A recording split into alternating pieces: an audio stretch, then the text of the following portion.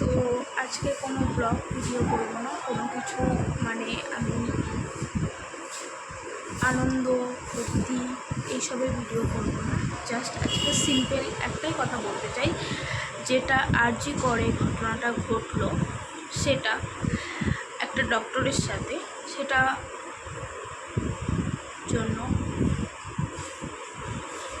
কিছু বলার নেই আমার।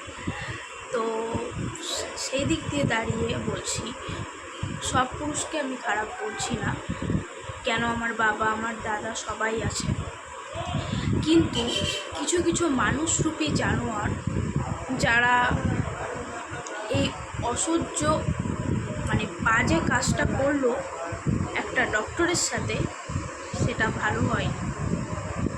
তাকে নির্মমভাবে অত্যাচার করে তাকে মেরেও ফেলা হয়েছে, এবং কতটা একটা মেয়ের কষ্ট হলে তার চোখ দিয়ে রক্ত বেরিয়ে আসে।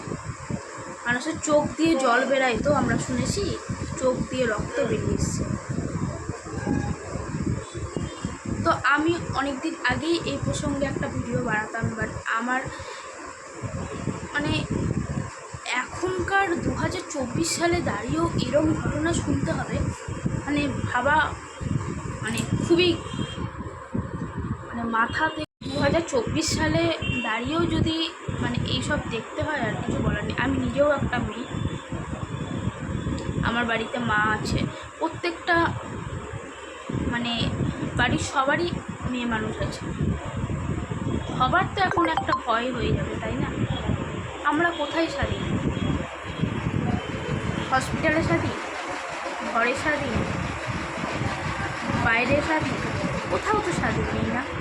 একটা মেয়ে মানুষ সব দিকে পা ফেললে দোষ, তাই না? আজকে আমি এই কথাগুলো বলতাম না, বলতে বাধ্য হয়েছি।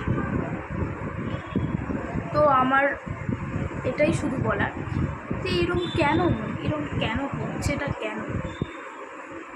পুরুষের গায়ের জোরে যদি একটা নারীকে শ্বাসরুদ্ধ হতে হয়, মরতে হয়, তবে সমাজ একদিন পুরুষ শূন্য হবে। নারী যদি না থাকে গর্বে, তাহলে কার গর্বের জন্মাবে পুরুষ? ধিক্কার জানাই তাদেরকে। জাস্টিস ফর আরজি কর।